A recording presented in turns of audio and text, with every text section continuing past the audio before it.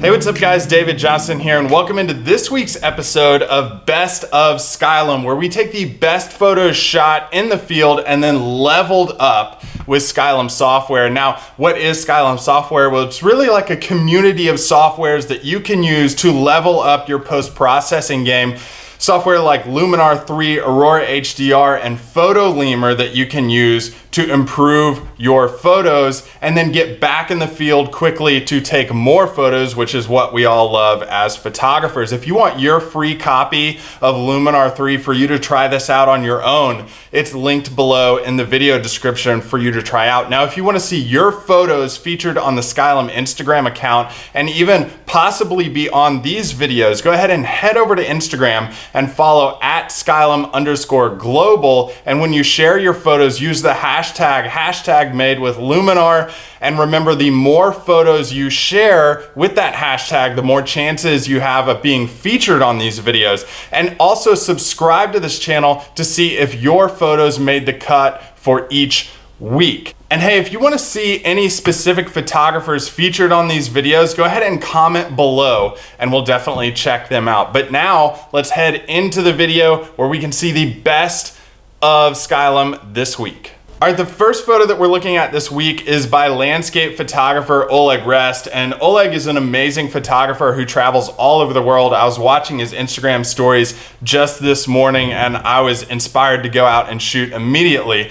But this photo is of a sunrise in Myanmar of some ancient pagodas, and this is an amazing photo not only because of the location and what you're actually shooting, but also because of the atmosphere here. Number one, we have amazing light. We have light that's soft and creates soft shadows as well using the sunrise colors that you have of oranges and yellows, but we also have atmosphere coming out of the valleys and creating like this interesting mist that's going on in the bottom of the frame that partners with that sunrise. So whenever you're going out and looking for locations, number one, shoot great light on the edges of the day, sunrise, sunset, and then also look for interesting weather patterns that you can use to step up your photos, especially landscapes. So good job by Oleg of getting out there in the best part of the day. He's a pro, he knows how to do it. Photo number two is by De Royge Photography, and he's a photographer in Rotterdam, Netherlands. Now, I've been to Amsterdam, I've never been to Rotterdam, but he shot this amazing photo of the most recent lunar blood moon eclipse. I went out and shot this too, but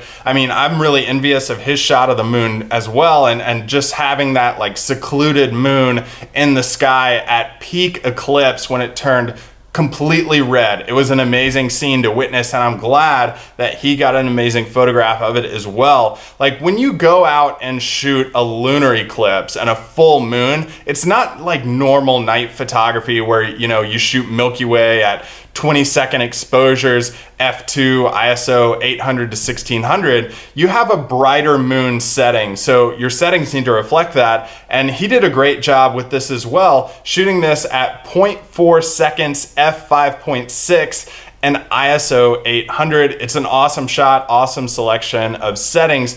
And if you want to go shoot the next lunar eclipse, use these settings as a starting point for wherever you are. Photo number three this week is by Nordic Drone. I love drone shots, especially the bird's eye view perspective using a drone. And I think Nordic Drone does a really great job of this with this shot from Norway. Not only do you have great layers in this photo using like forest and pathways and then the third layer, but also you have a great pairing of colors. Now, not only does a bird's eye view perspective give you an interesting perspective of a landscape, but it also helps you pair great colors. And I think you should look for great colors whenever you're shooting like Nordic Drone did in Norway, and pair reds and greens together. These are complementary colors and they pair really well together. If you want to look up complementary colors, they're just opposite colors on the color wheel and they always show up well in a photograph together. That's a pro tip for helping you up your photo game, especially with your drone. If you are using a drone, what kind of drones are you using? I'd love to hear in the comments below. Photo number 4 is by Daniel Fernschreiber, and this is in Singapore. Look, Singapore is a crazy place to go shoot because you have locations like this, like the Super Tree Grove and the gardens at the bay, and it's just an interesting location. Not only do you have these man-made structures that look like these giant trees, but they're also lit up, and I think Daniel did a really good job of pairing not only a great location, but doing it at night. Most of the time when people go out to locations like this, they go during the day and midday hours, and that shot is fine, but pairing it with a night shot and having all these lights and colors going on as well makes it really interesting. And I think Daniel did a great job with his composition here, having 2 of these giant trees paired together and then having one kind of coming in on the side and having those trees lit up. Looks like a really cool place to go. I'm definitely putting Singapore on my list of places to go next. Hey guys, just a reminder, if you want any of your photos having the opportunity of being featured on these videos like Oleg, like Daniel, like Nordic Drone,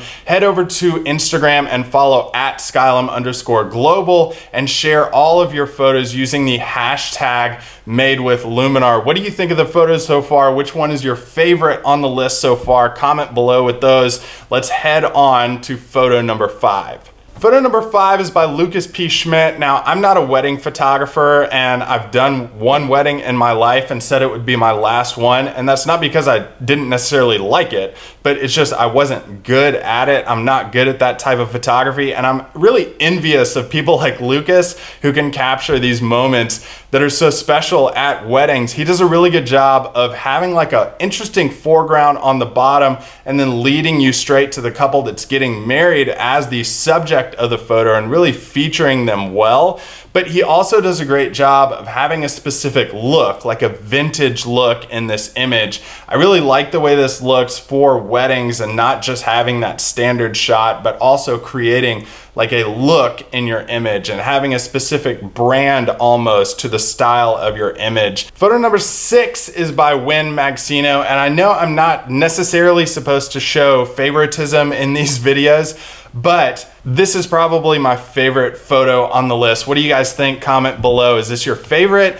Now, why is it my favorite? Number 1, the Golden Gate Bridge is amazing. Number 2, natural windows are my favorite things to shoot through, and that's because they help you pair a iconic location with a not so often seen perspective. And I think Win does a really good job of this. Not only does he shoot through a natural window, but he does it well enough that you have the Golden Gate Bridge lit up and the natural window is in shadow. So you see the Golden Gate Bridge, but then secondly, you step back and you're like, I've never seen it at this perspective before. So good job by Win of shooting through a natural window, working a landscape, and getting a unique shot of a famous location, an iconic location in the Western United States. Solid shot. I love this one. What do you guys think? Again, comment below if you like this shot too, or any of your other favorites on the list. Photo number 7 is by David Sarwano, and this was shot in Seoul, South Korea. I've never been to South Korea. I've been to like China and some of those locations, but South Korea is definitely on my list.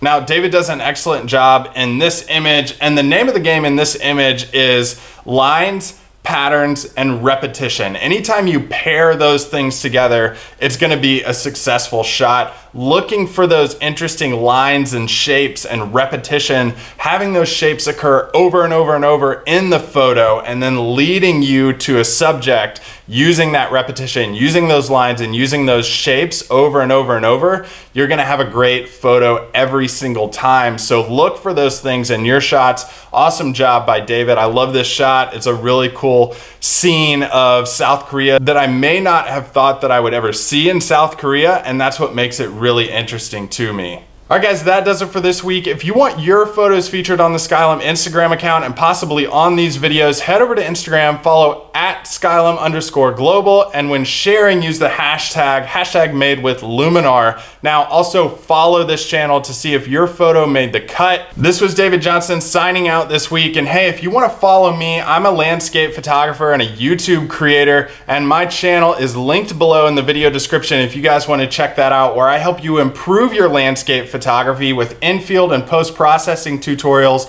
as well as gear reviews. So again, check that out in the video description below. And who's next? Who's gonna be featured next week? Comment below with people you wanna see in the next video.